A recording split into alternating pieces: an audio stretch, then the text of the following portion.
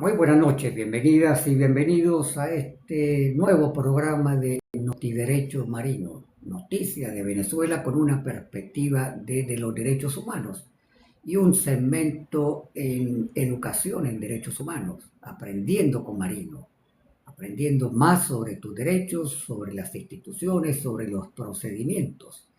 Seguiremos hoy con el derecho humano a la vivienda adecuada. Después del noticiero seguiré hablando sobre este derecho constitucional, este derecho humano que no solamente está en nuestra constitución, sino también en convenios internacionales de derechos humanos. Hoy particularmente estaré hablando, profundizando sobre la ley de regularización de tierra urbana. Mi nombre es Marino Alvarado, soy abogado, soy activista de derechos humanos. Vamos a empezar con las noticias y esto tiene que ver con una noticia sorpresiva. Sorpresiva porque la jefa del Ejecutivo, Delcy Rodríguez, anunció el fin de la amnistía. Hace menos de 2 meses se dictó la ley de amnistía, se promulgó la ley de amnistía. Bueno, ya la jefa del Ejecutivo dijo que finalizaba la aplicación de la ley de amnistía. Esto no solamente sorprendió a los familiares, sino también a organizaciones de derechos humanos. Varias organizaciones se han pronunciado y familiares a título individual de que esta decisión constituye una arbitrariedad, porque existe un número importante de presos políticos. Según la organización Justicia, Encuentro y Perdón, por ejemplo, afirman que existen más de 670 presos políticos todavía en el país.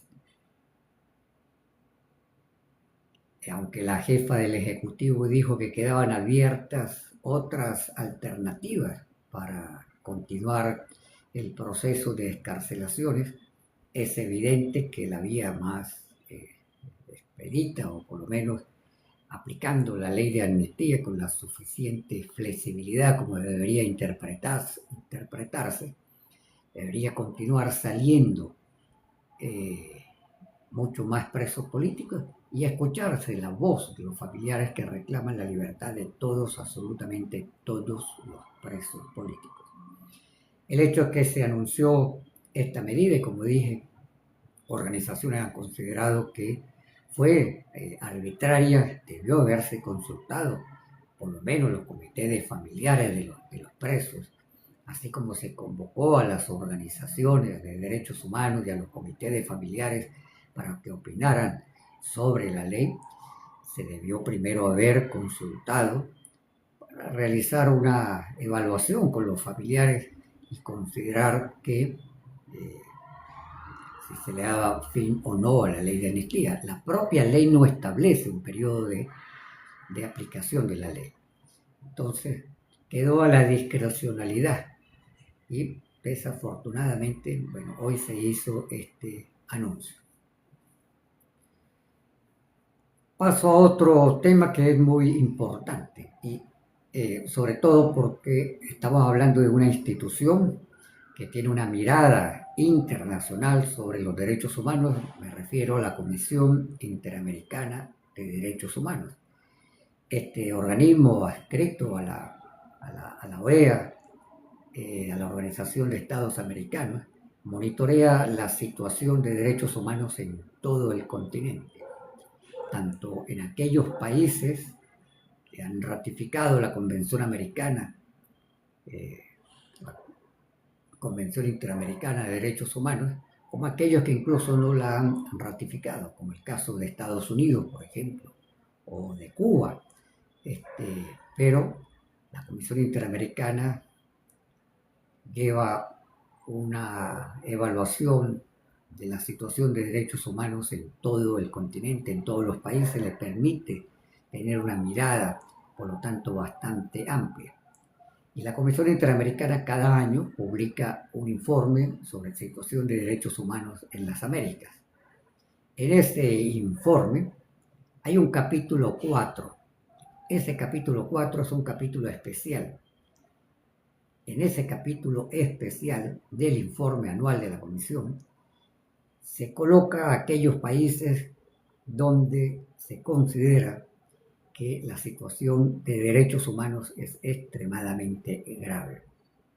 Ahí, durante muchos años, ha estado ubicada Venezuela, también Nicaragua y también Cuba. Estos tres países tienen muchos años, más de 15 años diría yo en el caso venezolano, del cual la Comisión Interamericana ha venido ubicando a Venezuela en este capítulo. ¿Qué dice la Comisión Interamericana en su informe? Quiero recordar que es el informe del 2025, es decir, desde el 1 de enero del 2025 hasta el 31 de diciembre de ese año. La Comisión Interamericana hace una afirmación muy tajante. Dice que el gobierno de Nicolás Maduro se convirtió en una dictadura. Este pronunciamiento de la Comisión Interamericana es muy importante porque además, como dije, teniendo una visión del continente en materia de derechos humanos, además una visión histórica de muchas décadas haciendo informes, conoce los criterios muy bien para poder identificar cuándo un país se puede calificar, un gobierno se puede calificar como dictatorial. Bueno, la Comisión Interamericana dice que en Venezuela, luego del fraude electoral del 28 de julio del 2024, el gobierno de Nicolás Maduro se transformó en una dictadura que usurpó el poder, que reforzó el control sobre los otros poderes públicos. Recordemos que nuestra Constitución habla de la independencia de poderes. Sin embargo, aquí todos los poderes están sometidos al Ejecutivo Nacional.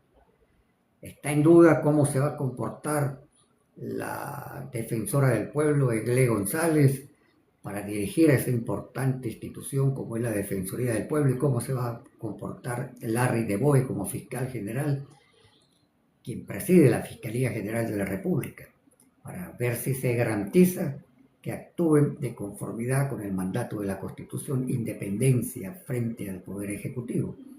El hecho es que, por lo menos hasta antes de la renuncia de Tarek William Saab y antes de la renuncia de Alfredo Ruiz como defensor del pueblo, esas dos instituciones estaban sometidas al Poder Ejecutivo, a la Presidencia de la República, como lo está hoy el Tribunal Supremo de Justicia, la Contraloría y el Consejo Nacional Electoral. El hecho es que la Comisión Interamericana señala enfáticamente entonces que luego del fraude, Venezuela se convirtió en una dictadura. Señala igualmente que se afianzó el control sobre los poderes públicos y aumentó la vulnerabilidad del ciudadano frente a los abusos de poder. Es decir, al no haber instituciones independientes, todas las instituciones principales del Estado estar sometidas al Ejecutivo Nacional, la vulnerabilidad del ciudadano frente a las violaciones de derechos humanos se incrementó. Así plantea la Comisión Interamericana. También dice que en materia de derechos económicos, sociales y culturales se agudizó la situación, aumentó la pobreza, aumentó la situación de vulnerabilidad para los sectores económicamente más desfavorecidos, se agudizó la crisis de los servicios públicos, hace mucho énfasis en la situación de los bajos salarios y pensiones que existen en Venezuela, pero en definitiva dice, no solamente hay una violación de derechos civiles y políticos, sino también de derechos económicos, sociales y culturales.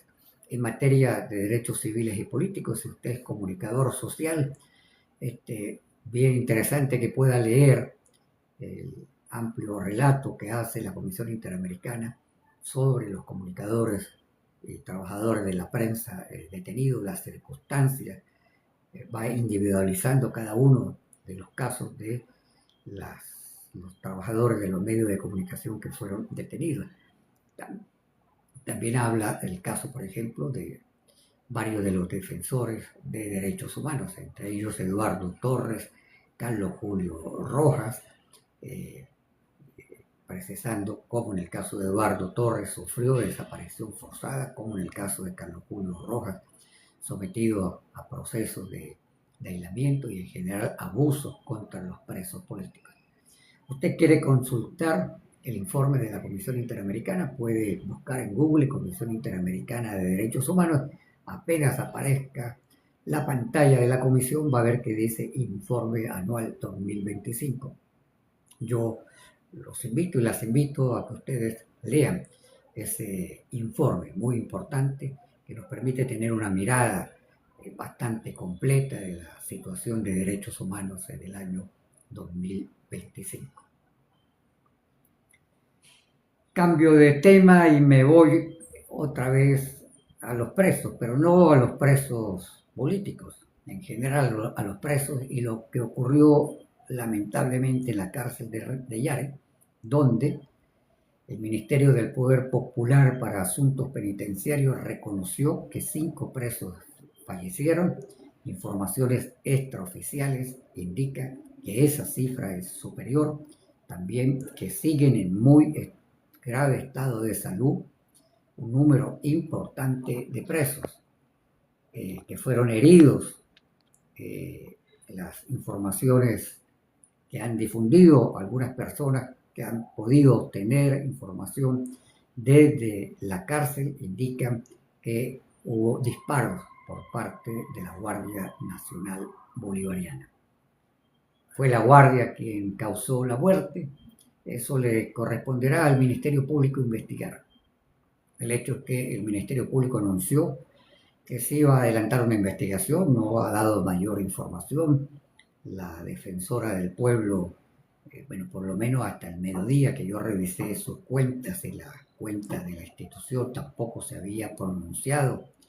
Ya van más de 72 horas, no ha habido pronunciamiento de la defensora del pueblo, y los familiares han exigido la intervención de la Defensoría del Pueblo, que es para eso, defender el pueblo, y en situaciones como esta debe tener una actuación rápida e informarle, no solo a los familiares, informarle a la población venezolana. El pueblo venezolano tiene el derecho a saber la verdad de lo que ocurrió en la cárcel de Yare. También plantean los familiares que debe permitirse la visita.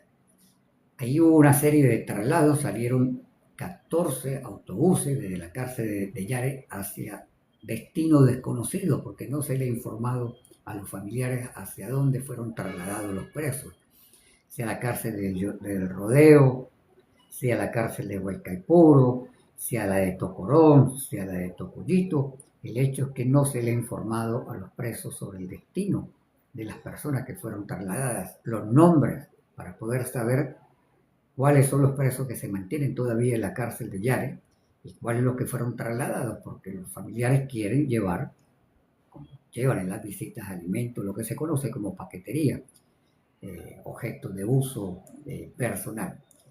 Pero, ¿cómo lo llevan si no saben cuántos presos quedaron en la cárcel de Yare y quiénes son y cuántos fueron trasladados para X penal? El hecho es que se repite una vez más en estos nuevos tiempos viejas prácticas, esta práctica del traslado de presos sin que se le informe a los familiares, sin autorización de los jueces, sin que los abogados conozcan. Bueno, esto lamentablemente sigue ocurriendo y es lo que denuncian los familiares.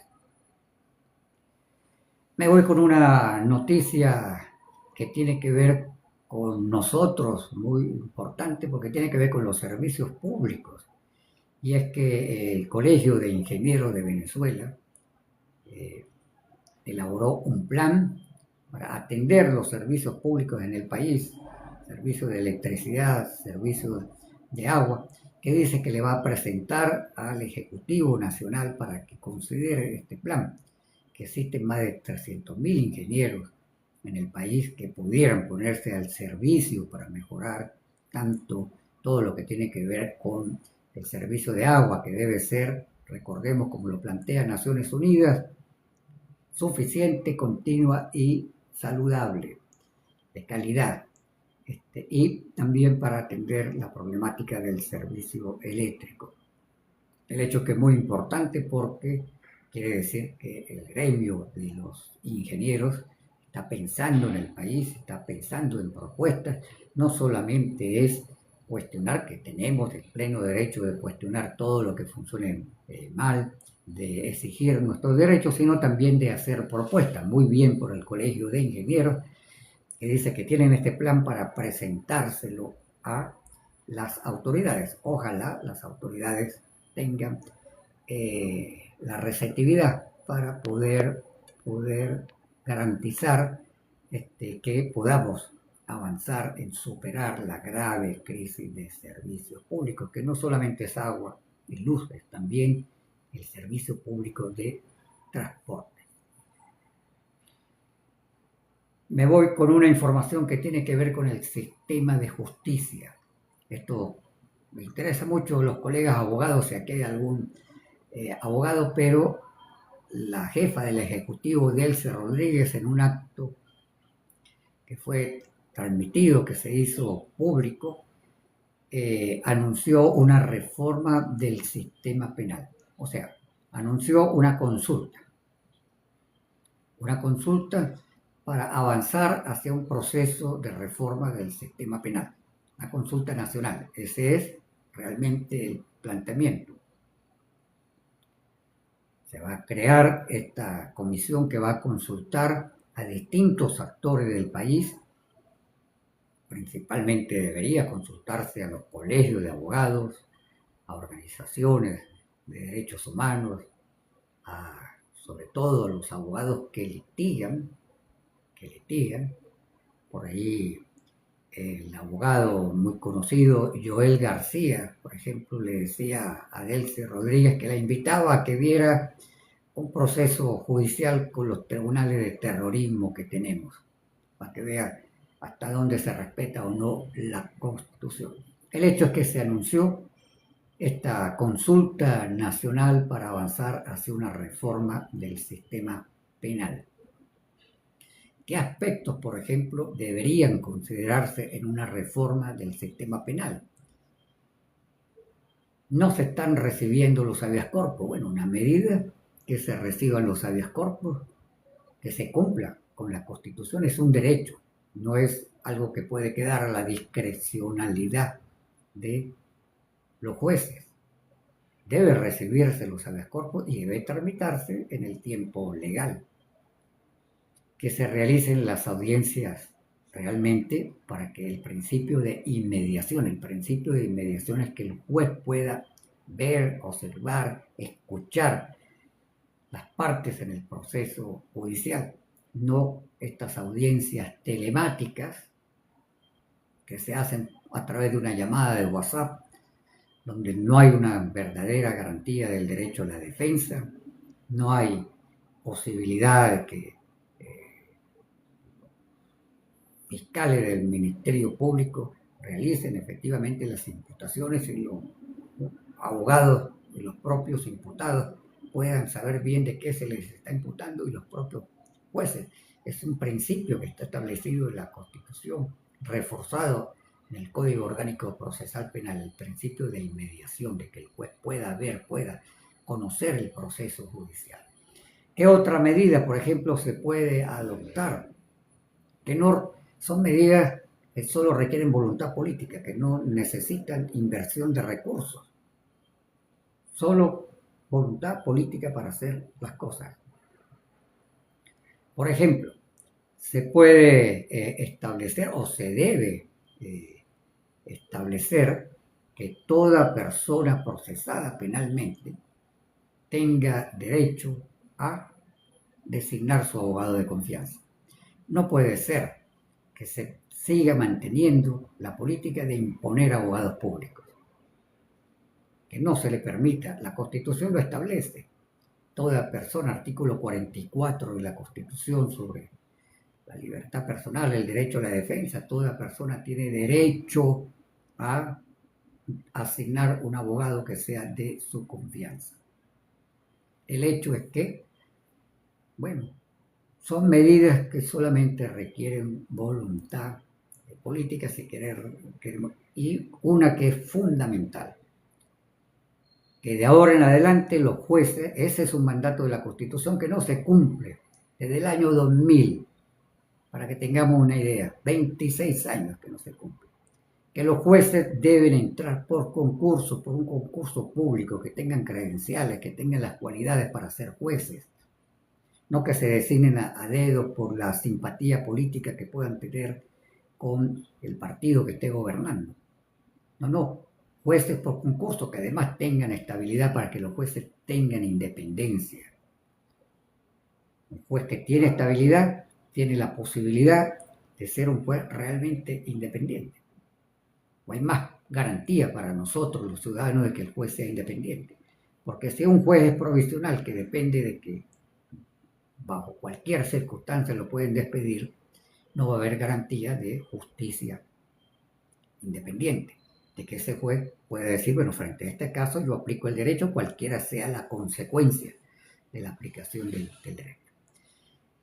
El caso es que, bueno, se creó esta consulta, se va a hacer esta consulta nacional. ¿Hasta cuándo va a durar la consulta? Ya veremos qué se dice en materia de la consulta. Ahora que tendrán las autoridades que explicar un poco más cómo va a ser ese proceso, pero los colegios de abogados deben ponerse las pilas para presentar sus propuestas, las organizaciones de derechos humanos también, la sociedad civil en general, las facultades de derecho de las universidades deben activarse para hacer estas propuestas en la consulta que se va a realizar. Voy con una última información y es una invitación. ¿A usted le gusta el rap? Bueno, mañana a la 1:30 de la tarde, en la plaza cubierta del Rectorado en la Universidad Central de Venezuela, se va a realizar un evento que se llama Rap sin Grosería, donde usted va a poder disfrutar de música, va a poder intercambiar con distintos actores del mundo musical, del mundo del rap. A la 1:30 p.m., plaza cubierta del Rectorado, mañana está invitado.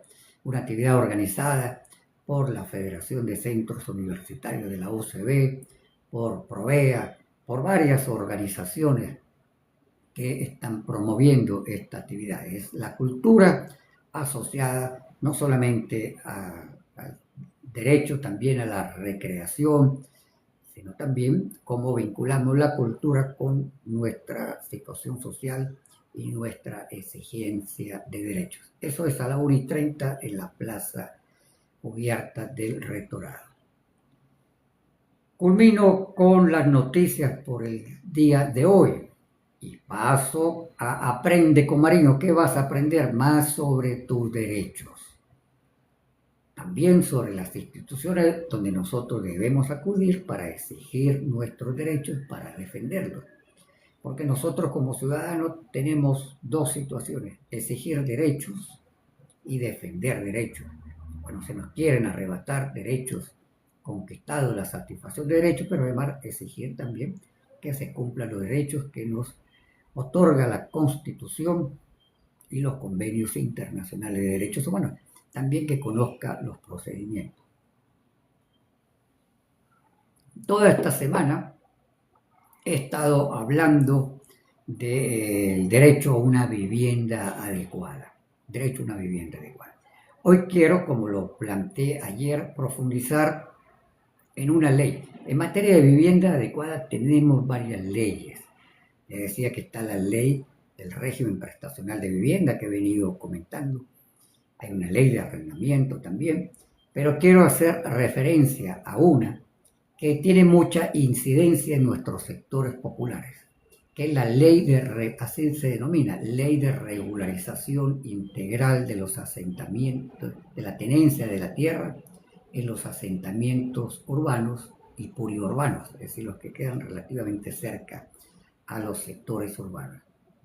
Regularización de tierra urbana. Esto tiene que ver fundamentalmente, para decirlo en palabras sencillas, con la tierra que está en los barrios populares donde millones de familias han construido en nuestro país.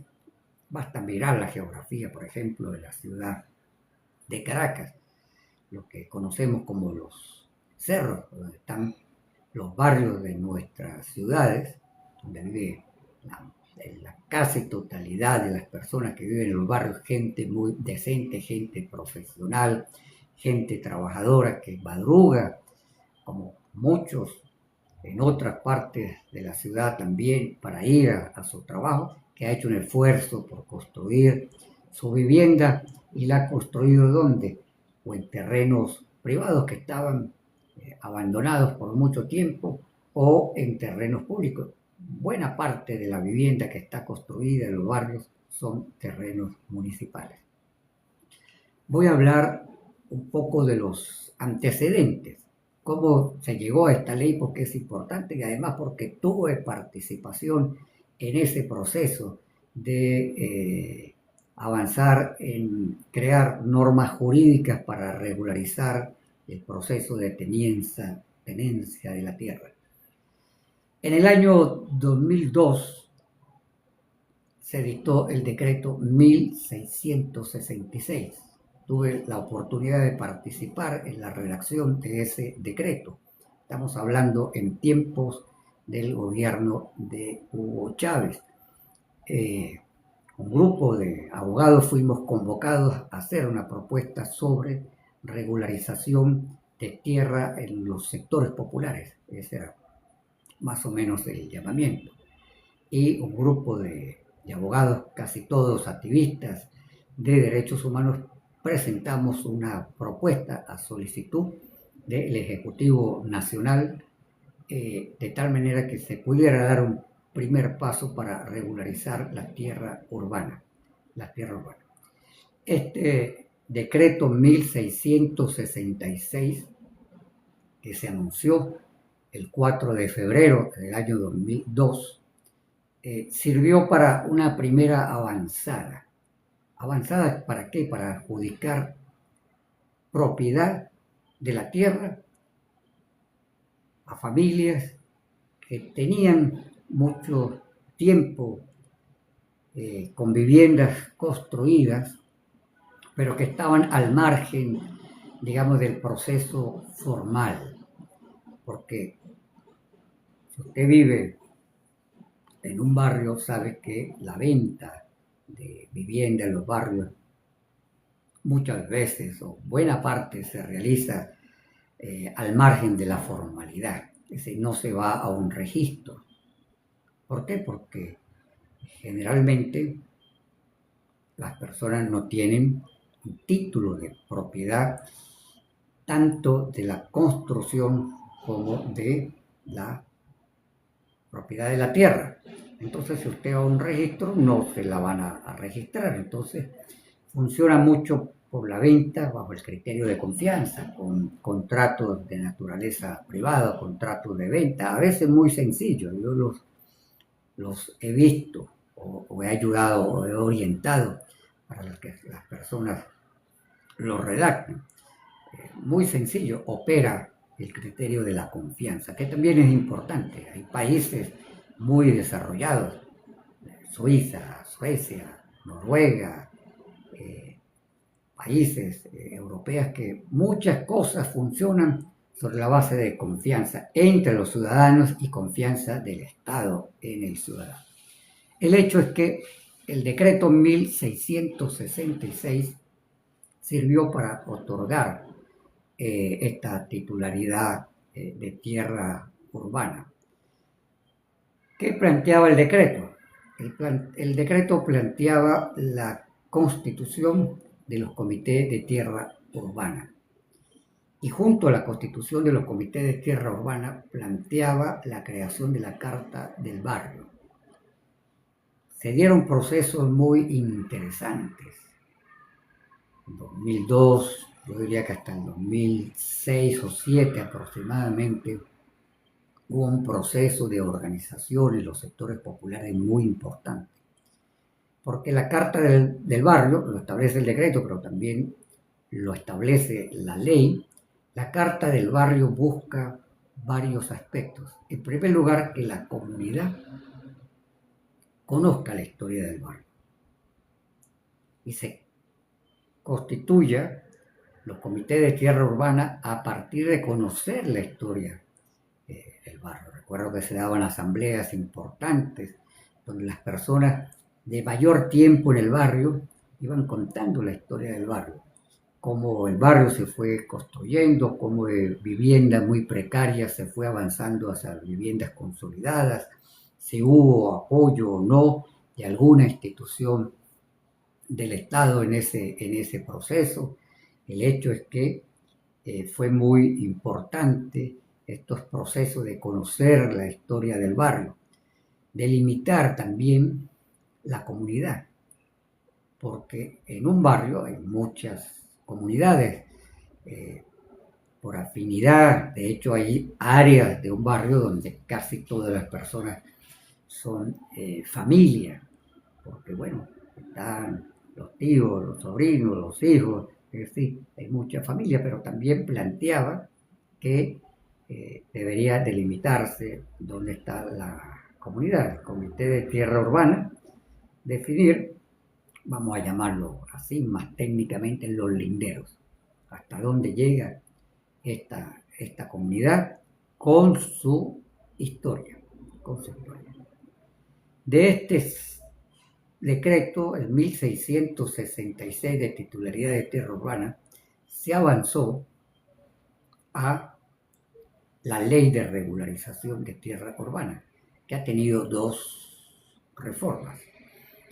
Esta ley de regularización de tenencia de la tierra ratifica la creación de los comités de tierra urbana, ratifica la necesidad de hacer la historia del barrio, pero también plantea, y esto es muy, muy importante, que los ciudadanos organizados en, digamos, los comités de tierra urbana deben contribuir a que la ley se haga efectiva. Es decir, que lo que está establecido en la ley realmente se cumple. Se cumple. Ya vamos a ver el tema de adjudicación, ¿no? ¿Cómo es? ¿Qué tipo de regularización se hace? Otorgamiento de propiedad. Pero el otorgamiento de propiedad con la ley de regularización de tierra no es individual. Se le otorga a la familia o a la comunidad. Es decir, estos títulos que se adjudican pueden ser para una familia o para un comité de tierra urbana, que a veces resulta muy efectivo la titularidad al comité de tierra urbana porque abarca la titularidad a través de unos linderos de un documento que establecido dos linderos que dice aquí se adjudica la propiedad de la tierra. Escúchese bien. Es la propiedad de la tierra, porque ¿qué es lo que ocurre en nuestros sectores populares? Como no hay propiedad de la tierra y no puede ir al registro, entonces se elaboran los títulos supletorios, que por cierto, algo que debería ser muy sencillo, lo ponen complejo. Un título supletorio tiene que hacerse en un tribunal. Al tribunal hay que llevar unos testigos y exigen otra serie de requisitos que le complican la vida al ciudadano. Realmente los títulos supletorios deberían ser algo muy sencillo. Incluso debería ser una facultad para los jueces de paz otorgar los títulos supletorios y desburocratizarlos, hacerlos más sencillos para la gente. El hecho es que como no tienes titularidad de la tierra, entonces, mientras tengas el título supletorio, lo que hace es garantizar la propiedad a través del título supletorio, ¿verdad?, de la bienhechuría. Por eso el título supletorio dice, yo con mi propio peculio, con nosotros, y son varios con nuestro propio peculio, hemos construido una vivienda que tiene esta y esta y esta y estas características, que está ubicado en un terreno de propiedad individual o en un terreno de propiedad particular desconocida, porque a veces no se conoce quién es el dueño del terreno. El terreno no es municipal, es de un privado, pero no se conoce, porque hay terrenos que tienen más de 60 años habitados ya por las personas.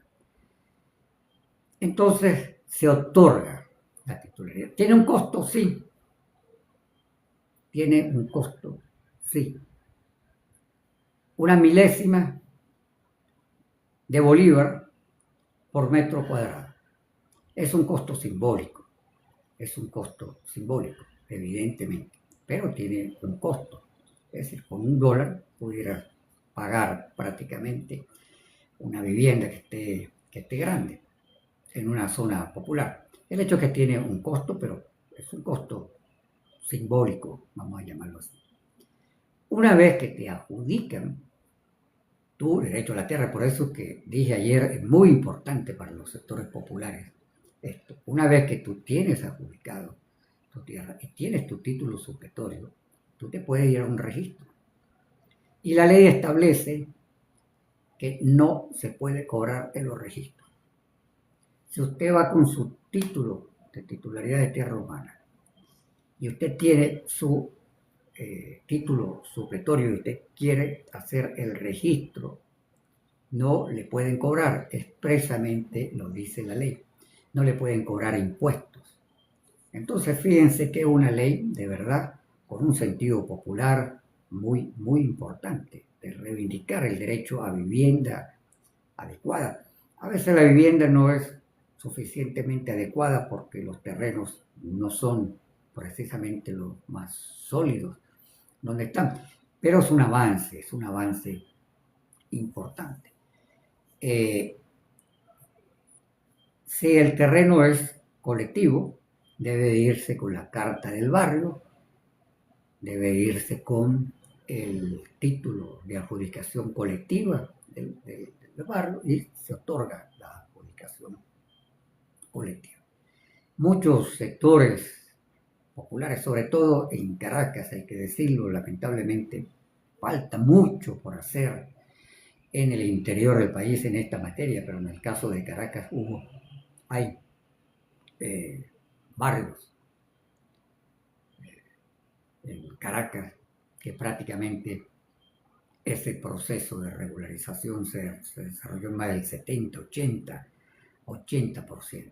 Y eso es un importante avance, es un reconocimiento del derecho social.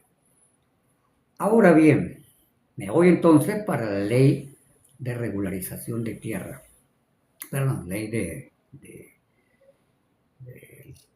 vivienda y hábitat de la que hablé ayer. Por cierto, ayer no hice comentarios que hay una ley específica de propiedad de las viviendas construidas por la Gran Misión Vivienda en Venezuela, que establece también límites. Ahí no hay propiedad, no hay adjudicación individual, sino colectiva.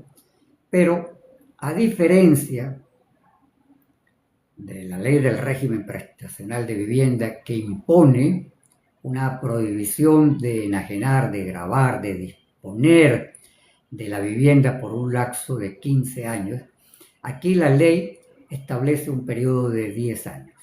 Entonces, les pongo un ejemplo concreto. Usted está en una zona popular, usted le dieron su adjudicación de la tierra con su título, se lo vendieron con ese precio simbólico de una milésima de dólar. Usted tiene su título supletorio, usted fue al registro y le dieron su registro. Si hay alguna persona acá que haya hecho ese proceso y pueda comentarlo, cómo le fue en la práctica, sería muy importante. El hecho es que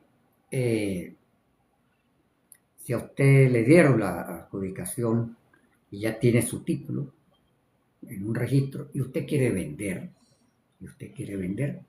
la ley le da esa posibilidad de que usted pueda vender. pero solo puede vender transcurridos 10 años desde que se hizo efectiva el título de adjudicación de la tierra. Esa es la primera limitación. La segunda limitación, usted no le puede vender a cualquiera.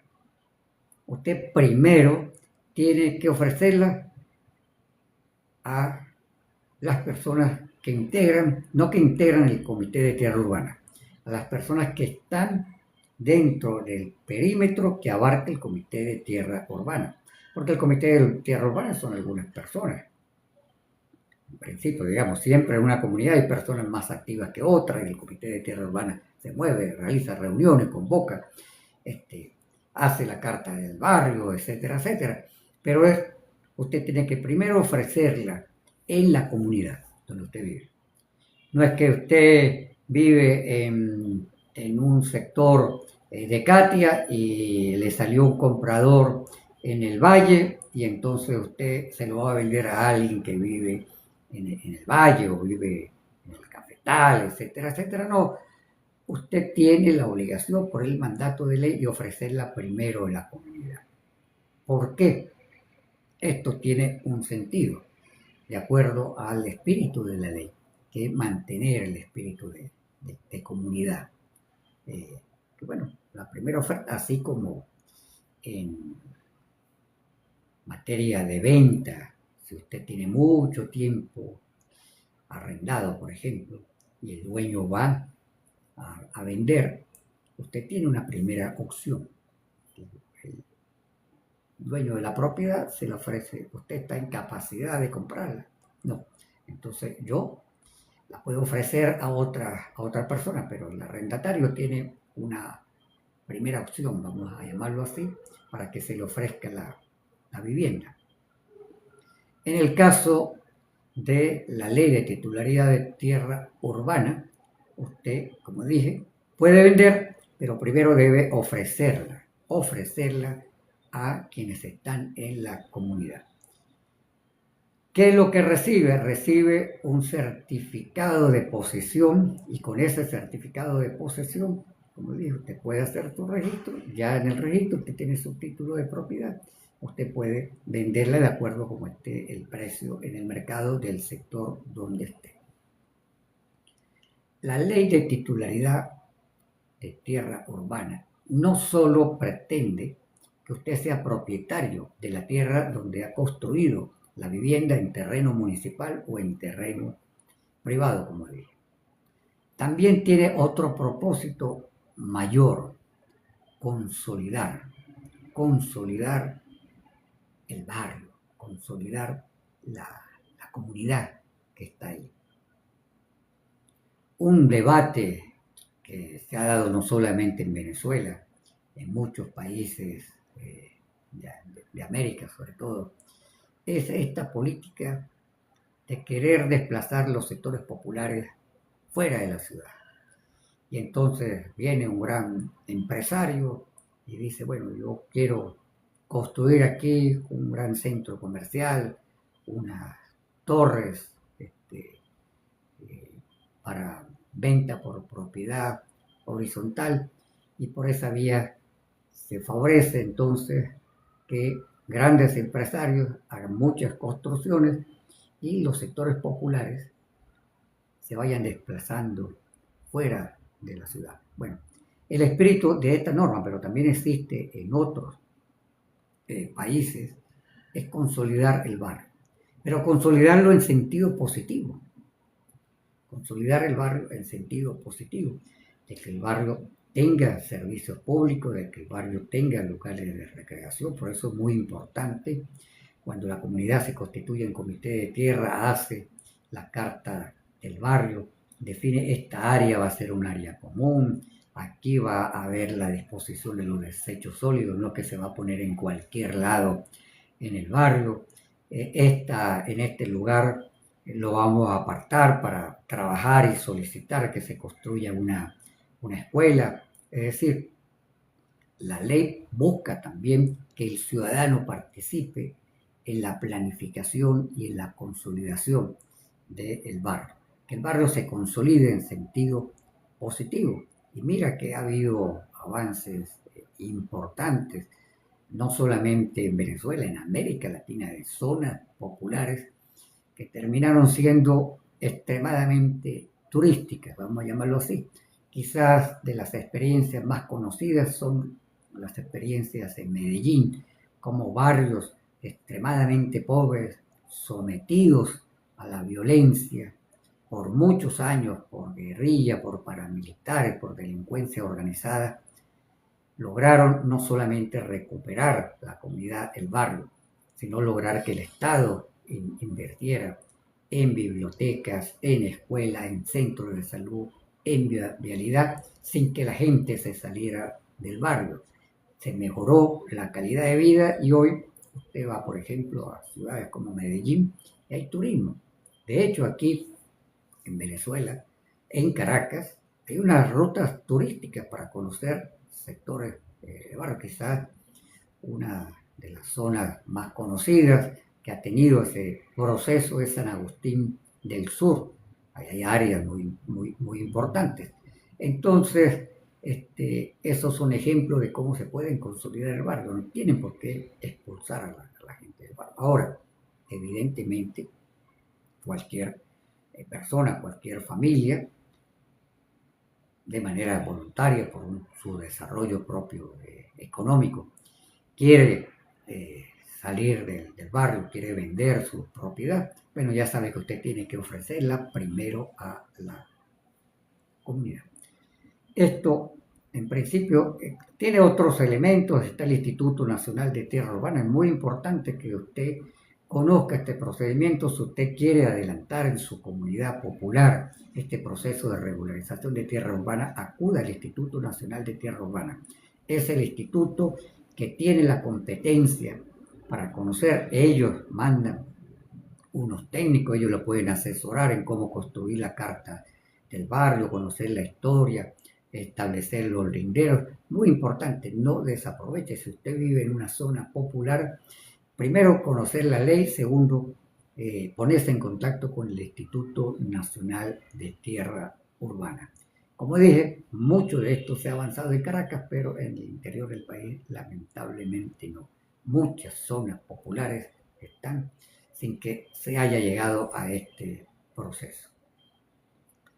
Mañana, bueno, termino con esto. La ley, yo las invito a que ustedes la consigan en internet o la compren si le ven en la calle, la revisen. Es una ley muy importante y, como dije, tiene todavía un espíritu de consolidar, de darle propiedad a los sectores populares, no solamente simbólica, real. Con esto termino lo que tiene que ver con el análisis de la ley, lo que hemos venido hablando, el artículo 82 de la Constitución: vivienda adecuada, saludable, segura, higiénica, con un hábitat que permita las relaciones vecinales, las relaciones comunitarias, sino también con esta ley. Mañana es el espacio de todas las voces, para darle voz a distintas personas que realizan actividad muy positiva por el país, que no conocemos mucho esas actividades. La idea es darle la posibilidad de que difundan lo que hacen, pero también vamos a tener opiniones, otras visiones. Es decir, que podamos en este momento donde se está llamando la convivencia de paz, contribuir a la convivencia, contribuir a la paz, y que podamos ser lo suficientemente tolerantes para conocer otras opiniones de lo que está pasando en el país. Mañana voy a tener a Pedro Hernández.